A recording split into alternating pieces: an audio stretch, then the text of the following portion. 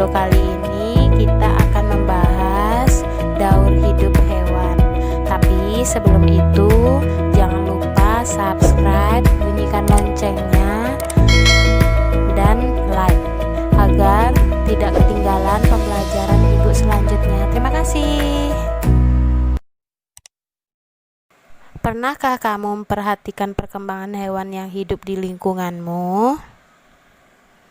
Jika kamu memelihara hewan, kamu pasti mengetahuinya. Sekarang, kamu amati anak ayam yang baru menetas. Apakah anak ayam ini mirip dengan induknya?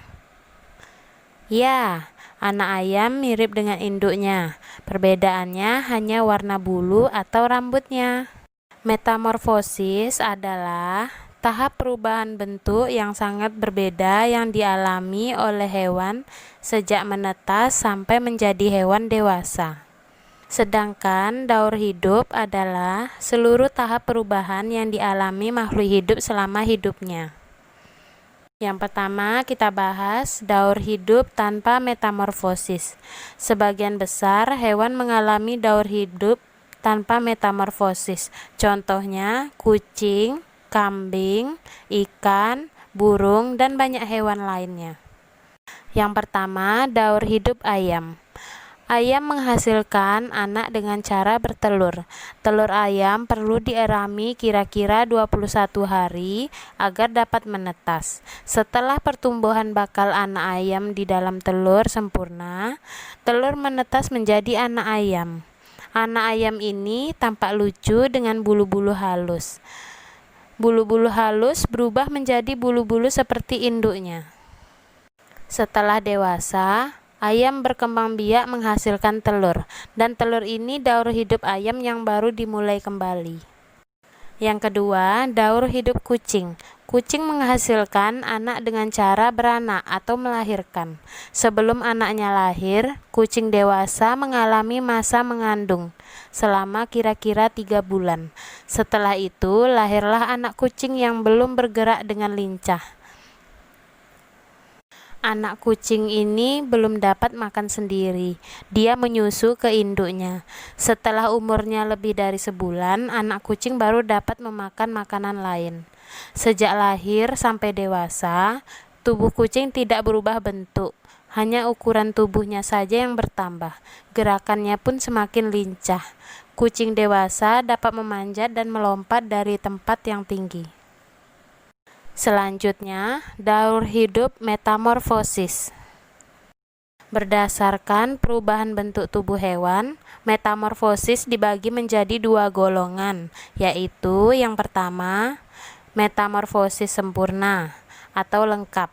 Metamorfosis sempurna dialami hewan yang saat lahir berbeda sekali bentuknya dengan hewan dewasa. Metamorfosis sempurna contohnya kupu-kupu, lalat, nyamuk, dan katak. Yang kedua, metamorfosis tidak sempurna atau tidak lengkap. Metamorfosis tidak sempurna dialami hewan yang saat lahir tidak terlalu berbeda bentuknya dengan hewan dewasa. Metamorfosis tidak sempurna terjadi pada kecoa atau lipas dan belalang. Baiklah, kita akan membahas satu persatu metamorfosis sempurna. Yang pertama, daur hidup kupu-kupu.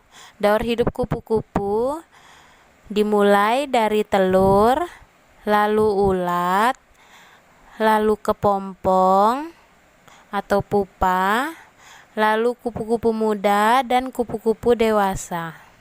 Yang kedua, daur hidup nyamuk. Daur hidup nyamuk yang pertama telur, jentik-jentik atau larva, selanjutnya pupa atau kepompong, lalu nyamuk. Yang ketiga, daur hidup lalat. Daur hidup lalat yang pertama telur, selanjutnya larva atau belatung, kepompong atau pupa, selanjutnya lalat. Yang keempat, daur hidup kecoa. Daur hidup kecoa atau lipas dimulai dari telur. Telur kecoa menetas menjadi lipas muda. Bentuk kecoa muda mirip dengan kecoa dewasa. Bedanya, kecoa muda tidak bersayap. Kecoa muda tumbuh dan berubah menjadi kecoa dewasa. Kecoa tidak melalui tahap pupa. Oleh karena itu, perubahan atau metamorfosis kecoa merupakan metamorfosis tidak sempurna atau tidak lengkap. Kecoa dewasa memiliki sayap. Kecoa dapat terbang. Kecoa dewasa bertelur di air kotor. Dari sini, daur hidup kecoa yang baru dimulai. Yang kelima, daur hidup katak. Katak adalah satu-satunya hewan bukan serangga yang mengalami metamorfosis. Kupu-kupu, nyamuk, lalat, dan kecoa termasuk golongan serangga.